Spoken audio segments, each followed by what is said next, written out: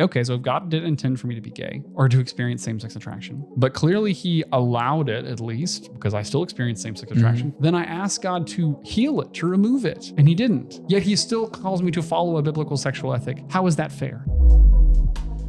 I think a lot of people have an inherent issue with just like, even if I were to say point blank period, homosexuality is a sin, some people would be triggered by that. Yeah. Right. And say, well, why would God create me to hate me? You know, and that's something else that I wanted to kind of touch on in this conversation.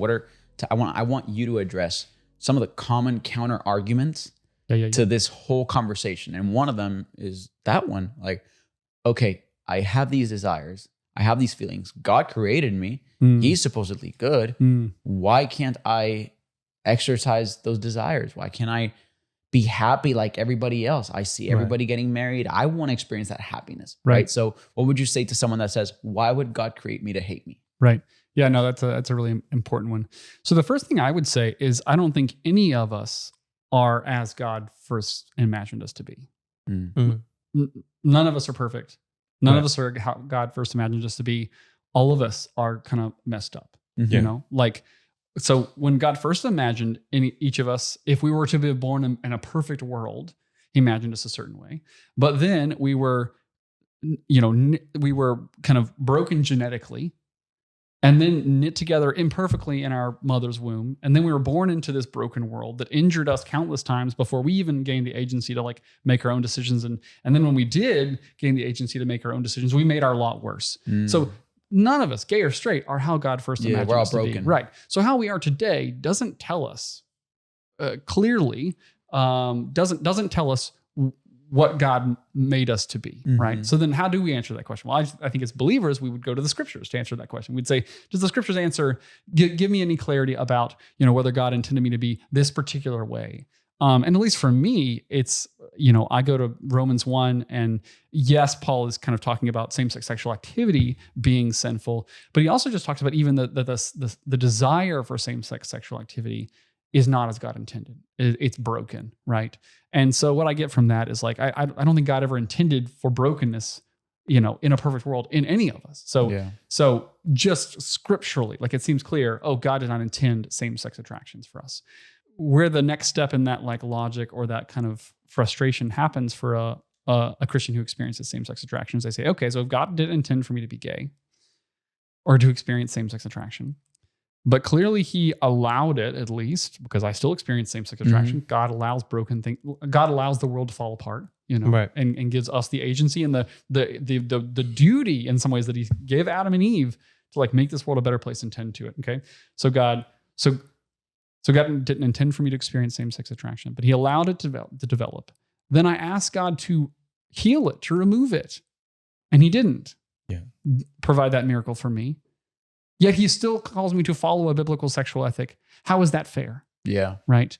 And in some ways, I just think that really comes down to the broad kind of question of evil, the broad kind of why do bad things happen to innocent people.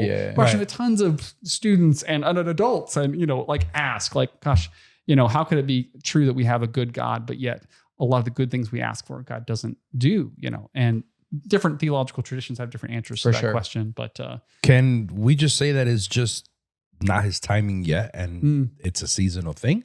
Yeah. Because realistically, I mean, we all want things to work on our clock or on our timing. And obviously just based off what you're saying right now, I guess my question would be, well, God's time is perfect. So maybe it's just not your time yet. What if it is something seasonal that we need to continue praying on that God will eventually, not to say take away, because I mean, I was married and in a marriage, you know, in my relationship, I mean, we would check our girls together. You know, obviously it's maybe not the best theological thing to do, or this is before Jesus. Right. This is before Jesus. Right. So I'm just saying, what if it's just something that's seasonal? Right. And maybe you might find, or God places somebody in your life, maybe even at the same church you're at, that, you know, kind of pulls you out of that. Yeah. I mean, God definitely makes all things right eventually. right? Like in the new heavens and new earth, I don't think I'm going to Yeah. experience same-sex attraction. There's not going to be any brokenness in any of us. Correct. So eventually, Right. yeah, Jesus makes everything right. I do know from, the research that like 96% of people who experience same-sex attraction and attempt kind of sexual orientation change don't experience any change in it. But I think one of the things that's like tricky in church spaces is like using the words healing, change, deliverance in kind of in sometimes squishy ways. And I want to be very clear, even if a majority of Christians who experience same-sex attraction aren't going to experience miraculous change in their sexual orientation, God has promised sanctification to all of us who lean into it, right? So we can definitely depend on God that if we lean into our sanctification, God will give us increasing strength to resist temptation and give us increasing healthy connection in the body of Christ and increasing distance from the sexual impurity that might have been a part of our history, our past, even while same-sex attractions may persist. Like God absolutely promises that. And I think we can take that to the bank. And then for some people, they do experience miraculous change in their sexual orientation. Or for some people, even with persisting same-sex attractions, they end up marrying someone of the opposite sex. So all of those are possibilities. Yeah, that's good.